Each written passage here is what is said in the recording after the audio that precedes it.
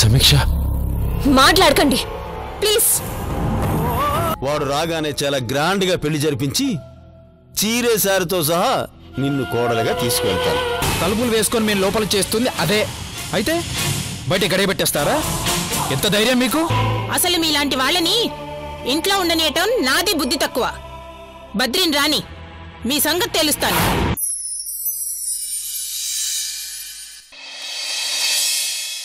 GK GK GK. అమ్మా ఏంటమ్మా? కూర్చోమ్మా. ఏంట్రా ఏంట్రా ఇది?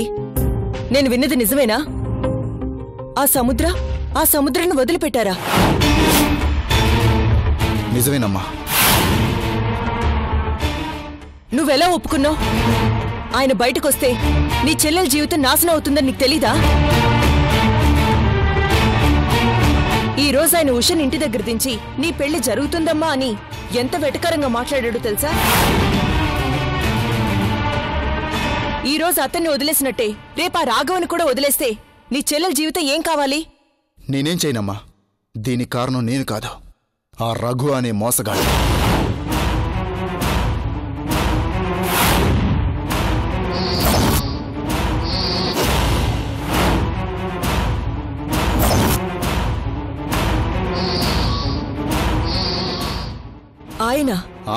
ఆయనే ఆ మహానుభావుడే.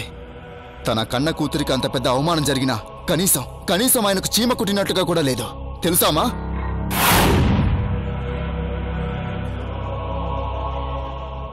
పైగా నా కూతురికి ఏం జరగలేదని కంప్లైంట్ కూడా వెనక్కి తీసుకున్నాడు. ఇక వదిలేక ఏం చేయాలి?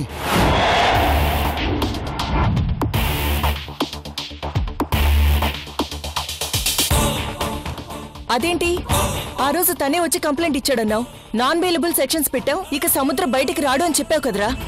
చెప్పాను, కానీ ఏం చేయను? ఆ రఘు గారు ఇలా చేస్తారని ఊహించానా? ఈ షాక్ నాకే కాదు, సమీక్ష కూడా మింగుడు పడటం లేదు. తనైతే అసలైన నా కన్న తండ్రేనా అని అనుమానిస్తోంది. ఆ రోజు చాలా ఇదిగా మాట్లాడాడమ్మా. ఎట్టి పరిస్థితుల్లోనూ సమీక్ష కిడ్నాప్కి కారణమైన వాళ్ళని వదిలిపెట్టొద్దని చెప్పారు. కానీ ఇంతలా మారిపోతారని ఊహించలేదమ్మా. ఈరోజు ఉష దృష్టిలో ఆ సముద్రం మరింత గొప్ప వ్యక్తిగా మారిపోయాడ్రా. ఆయన చాలా తెలివిగా ఉషని ఇంటి దగ్గర దించి అన్నీ సంప్రదాయబద్ధంగా జరిపిస్తాను అని వెళ్ళాడు. ఈ పిచ్చిదానికి ఆయన వేసిన ప్లాన్ అర్థం కావడం లేదు. నా మావగారు ఎంత మంచివారో తెలుసా అని నాకే పాఠాలు చెప్తుంది. ఇక ఎన్ని నాటకాలైనా ఆడతాడమ్మా. ఎందుకంటే ఆ అవకాశం దొరికింది. అది ఇచ్చింది నేను కాదు, ఆ రఘు.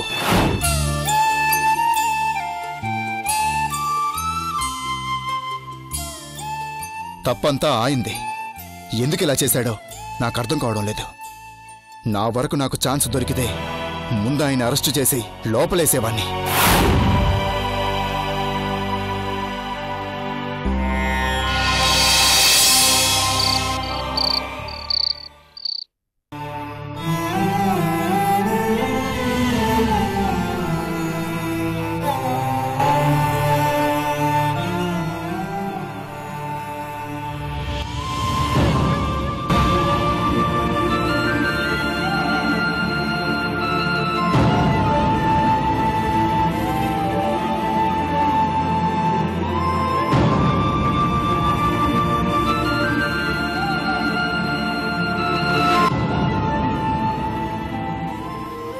బాబు, అది పొద్దుటి నుంచి ఏమీ తినలేదు, కనీసం మంచినీళ్ళు కూడా తాగలేదు. నువ్వైనా వెళ్ళి పిలుచుకురావయ్యా.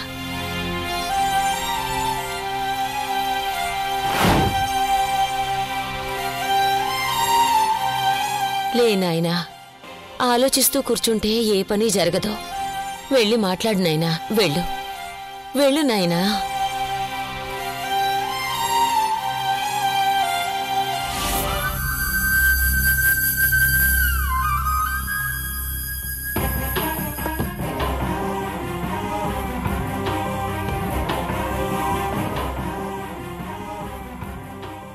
అమ్మ సమీక్ష, రాత్రి భోంచేద్దాం.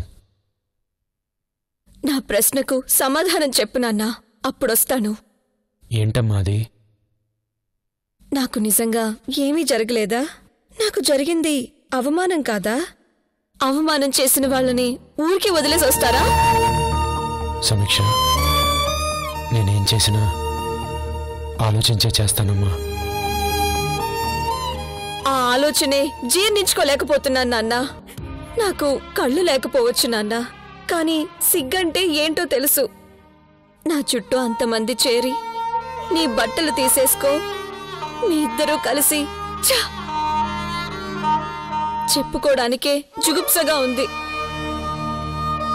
అంత జరిగితే ఏం జరగలేదని ఎలా అన్నారు నాన్నా? ఓ తండ్రిలా ఆలోచిస్తే ఎవరైనా అదే చేస్తారమ్మా. తండ్రిగా ఆలోచించుండుంటే బామ్మ ఊరొదిలి వెళ్ళిపోదాం అన్న రోజే వెళ్ళిపోదాం అనేవారు నాన్న. అంతేగాని కంప్లైంట్ ఇచ్చాక ఇలా వెనక్కి వచ్చేవాళ్లు కాదు.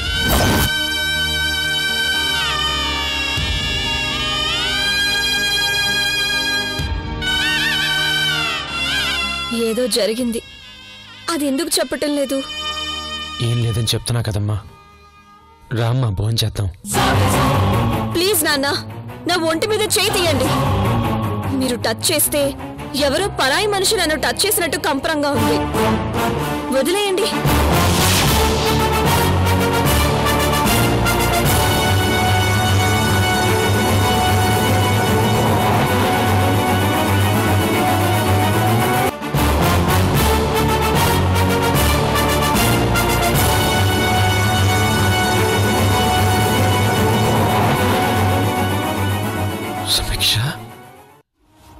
మీరసలు నా కన్న తండ్రేనా అని అనుమానం వస్తుంది నాన్న.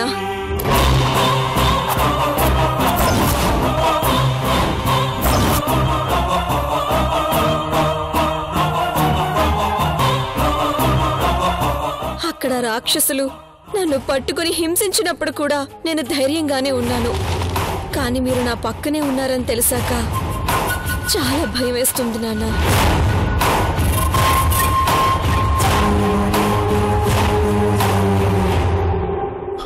అమ్మా,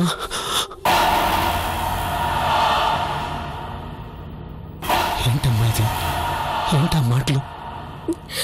నిజం నాన్న, నాకు దేవుడు కనిపించి వరం కోరుకోమంటే మా నాన్నని ఒక్కసారి చూడటానికి కంటి చూపు ప్రసాదించు దేవుడా అని అడుగుదామనుకున్నాను. ఇప్పుడు ఎట్టి పరిస్థితుల్లోనూ నాకు కంటి చూపు ఇవ్వకు, ఇస్తే ఈయన మొహాన్ని చూడలేను అని మొక్కుకుంటాను.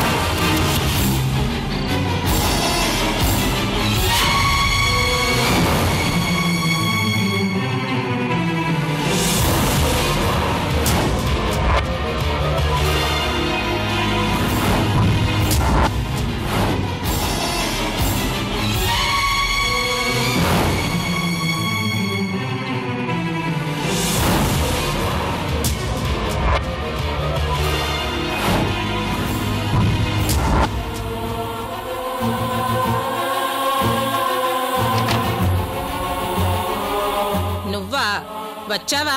నేనే నిన్ను పిలుద్దాం అనుకుంటున్నాను. అసలు ఏం జరిగిందో తెలుసా? ఇది అసలు సంసార్లుండే ఇల్లే అనుకున్నావా? ఆపో! ఇంకో మాట మాట్లాడావంటే నాలుగు చీరేస్తాను. జాగ్రత్త. తప్పు చేసింది కాక నన్నే బెదిరిస్తున్నావా? తప్పు చేసిందా? నువ్వు చూసావా? లేక నోటికొచ్చినట్టు వాగి కాళ్ళని ఎదవలు చూసారా? ఇంట్లో మనిషి ఉండగానే ఇంటి బయట గడియ పెట్టారు. ఇప్పుడు నేను ఇంటి లోపడున్నాను. ఇంటి బయట ఎవరైనా గడిపెడితే నీకు నాకు సంబంధం ఉన్నట్టా? చెప్పు. నువ్వు ఆడదానివేగా, నీకు ఆ వయసు కూతురుందిగా, వెనక ముందు ఆలోచించకుండా అలా ఎలా వాగలిగావు? చాలేవయ్యా, పెద్ద చెప్పొచ్చావు. ఆ పిల్లకు పెళ్ళయింది, మొగుణ్ణి వదిలేసి నీతో లేచిపోయి వచ్చింది. దాని గురించి మాకు తెలియదనుకున్నావా? ముయ్, ఆ నోరు అంతటితో ముయ్. నోరెత్తావంటే పీక బిసుకు చంపేస్తాను, జాగ్రత్త. ఎవడు వాడు? నా ముందుకు రమ్మను అండి. మాకేం తెలుసు? ఎవడో వచ్చి తన మొగుడిని చెప్పి ఫోటోలు చూపించాడు. చూపిస్తే నమ్మేస్తావా? ఏది నిజమో ఏది అబద్ధమో కనీసం తెలుసుకోవాలని కూడా ఆలోచించవా? నేను నోరెత్తానంటే ఈ కాలనీలో చాలా కుటుంబాలు కూలిపోతాయి, చివరికి నీ కూతురు కాపురం కూడా. ఇదిగో, వెంటనే నా ఇల్లు ఖాళీ చెయ్యి. చేస్తాను. మీలాంటి మంచి మానవత్వం లేని మనుషుల మధ్య ఉండటం మాది తప్పు. ఇల్లు ఖాళీ చేసేదాకా నోరెత్తకుండా పడుండు. నోరెత్తావో మర్యాదగా ఉండదు, జాగ్రత్త.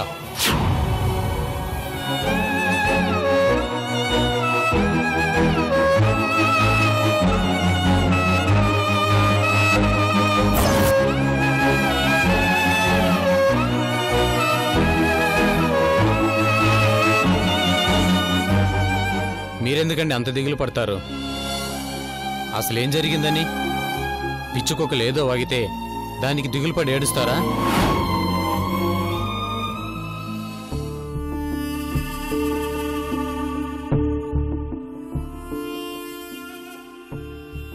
ఆడపిల్ల జీవితం కదా బాబు. అయితే ఏంటి? మనం తప్పు చేయలేదని మనకు తెలిసినప్పుడు ఎందుకు భయపడాలి?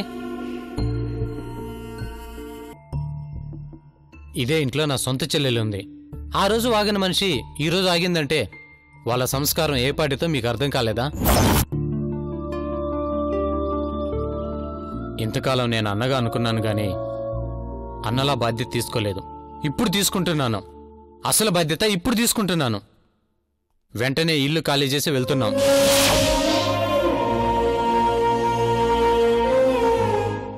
ఎంత దూరం వెళ్తాం బాబు? అక్కడ ఇలాంటి మనుషులేగా. ఇలాంటి వాళ్ళే ఉండరు తాతయ్య. మనుషులు అక్కడక్కడ ఉంటారు, వాళ్ళ మధ్యన బ్రతుకుతాం. సంధ్య, నేను చెప్తున్నాను, ఈ విషయం గురించి ఒక్క కన్నీటి బొట్టు కూడా వృధా చేయకూడదు.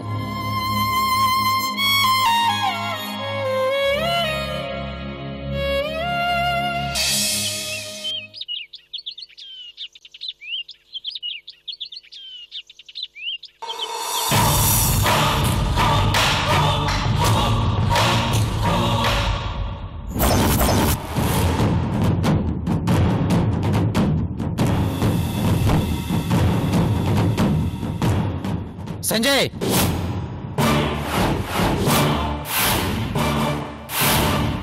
ఏంట్రోయ్, ఇది ఆఫీస్ అన్న విషయం మర్చిపోయావా? పేరు పెట్టి అలా పిలుస్తున్నావు. ఇది ఆఫీసా? ఆ జ్ఞానం నీకుండుంటే ఇక్కడుండి చండాలమైన ప్లాన్లు వేసేవాడే కాదు. ఇది ఆఫీస్ అని తెలుసుంటే ఆడపిల్లను ట్రాప్ చేయడానికి ఈ ఆఫీసును వాడుకునేవాడివే కాదు. మరీ ఆవేశపడి భారీ డైలాగులు చెప్పకు, నీ క్యారెక్టర్కి సూట్ కాదు. ఇంతకీ మ్యాటర్ ఏంటో చెప్పు. నా ఇంటికి ఓ మనిషి వచ్చాడు. అది నా గురించి నేను లేనప్పుడు వచ్చాడు. సంధ్యకి తనకి మధ్య ఏదో సంబంధం ఉందని, సంధ్య క్యారెక్టర్ మంచిది కాదని కాల్ని మొత్తాన్ని నమ్మించాడు. చివరకు సంధ్యకు నాకు కూడా దారుణమైన సంబంధం అంటగట్టేలా క్రియేట్ చేశాడు. అది ఎవరి పని? నిజం చెప్పు. నీ పనే కదా? నీ పనే కదా? రే, ఏంట్రా ఇది? ఇన్నాళ్ళు నాతో కలిసి పెరిగావు, నాతో ఫ్రెండ్షిప్ చేసావు, నా గురించి నీకు తెలీదా? నేను తప్ప ఇంకెవరు చేస్తారు చెప్పు?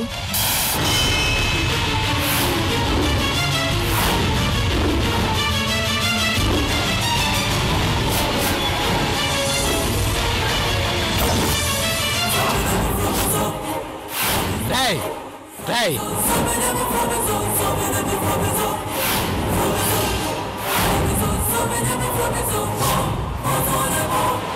ఎవరు షర్ట్ పట్టుకున్నావో తెలుసా? నీకు అన్నం పెట్టిన నీ బాస్ షర్ట్ కాలర్ పట్టుకున్నావు.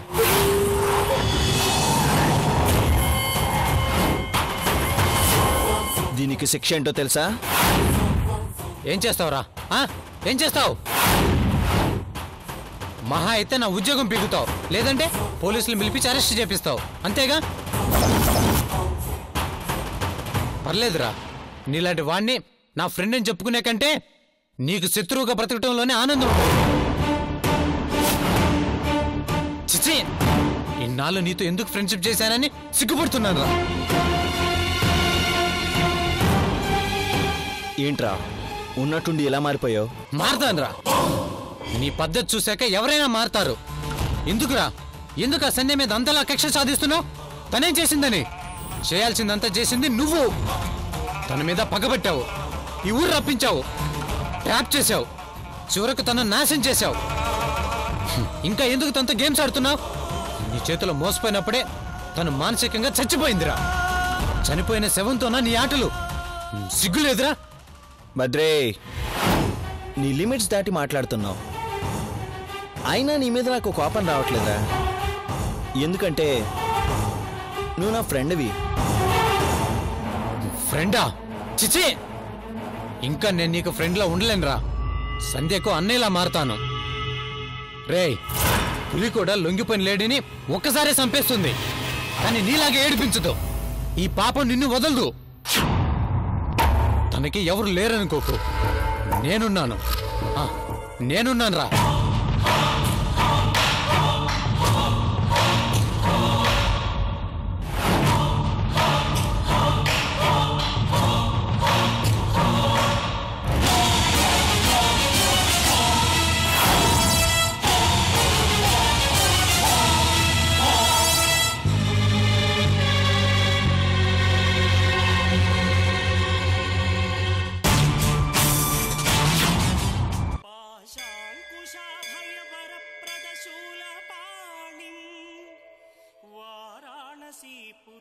ప్లీజ్ నాన్న, నా ఒంటి మీద చేయి తీయండి.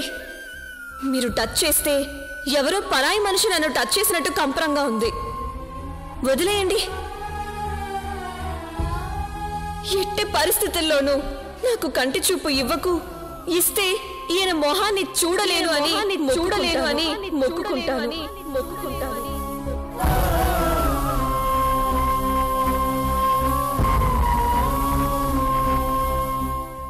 ఏంటి, దేవుడి ముందుకు వెళ్లే ధైర్యం లేక ఇక్కడే ఆగిపోయావా?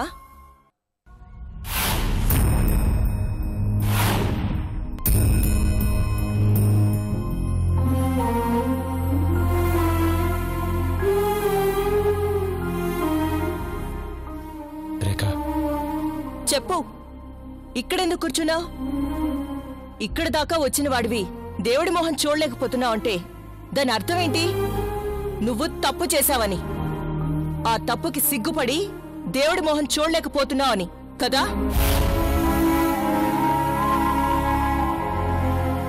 నాకు సమీక్ష తప్ప ప్రపంచంలో ఎవరూ లేరు అన్నావు. ఎవరైనా సమీక్ష తర్వాతే అన్నావు. కన్న బిడ్డల్ని కట్టుకున్న నన్ను కాదన్నావు. గౌరీ గురించి, తన బిడ్డ గురించి పట్టించుకోవడమే మానేశావు. అయినా నిన్ను ఎవరూ తప్పు పట్టలేదు. ఎందుకంటే కళ్ళు లేని ఆడపిల్లకి ప్రపంచం అంతా నువ్వే అయ్యావు. సంతోషించాం. నువ్వు చేసిన పనికి చాలా సంతోషించాం. నా రఘు ఎప్పుడు చాలా గొప్పగా ఆలోచిస్తాడు అని గర్వపడ్డాను.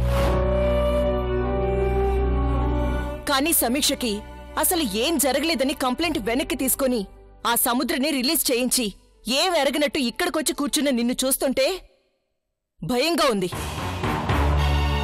అసలు నువ్వు నా రఘువేనా, లేక ఆత్మవంచన చేసుకుని బతుకుతున్నా ఓ అవకాశవాదివా అని అనుమానం కలుగుతుంది. నేనెందుకు అలా చేశాను నీకు చెప్పాను కదా రేఖ. వద్దు రఘు, ఇంకా అబద్ధాలు చెప్పి నీ మీదున్న కొద్దిపాటి గౌరవాన్ని నాశనం చేసుకోకు. నువ్వేంటో తెలియని వాళ్ళకి చెప్పు, నీ కథలన్నీ వింటారు. కానీ నువ్వేంటో నీకంటే నాకే బాగా తెలుసు.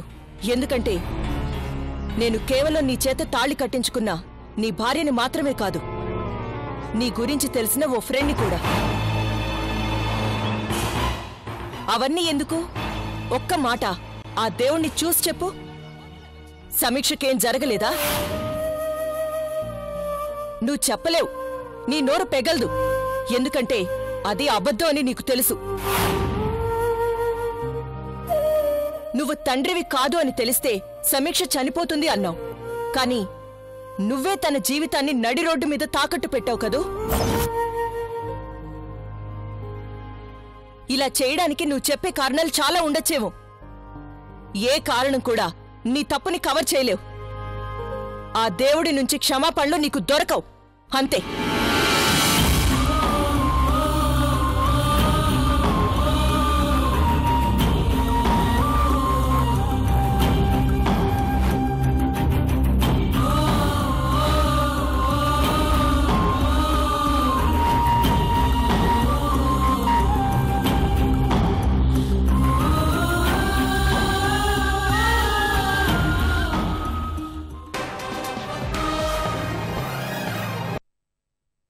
ఊరు వదిలిపోతావనుకుంటే కాలనీ మారావా? ఎంత దూరం వెళ్తావో అది చూస్తా. ప్లీజ్ నన్ను వదిలి. ఎందుకు నన్ను ఇలా వేధిస్తున్నావు? నేను నిన్ను వదిలేయాలంటే ఒకే ఒక రోజు నాతో గడుపు, నీ జోలికి రాను.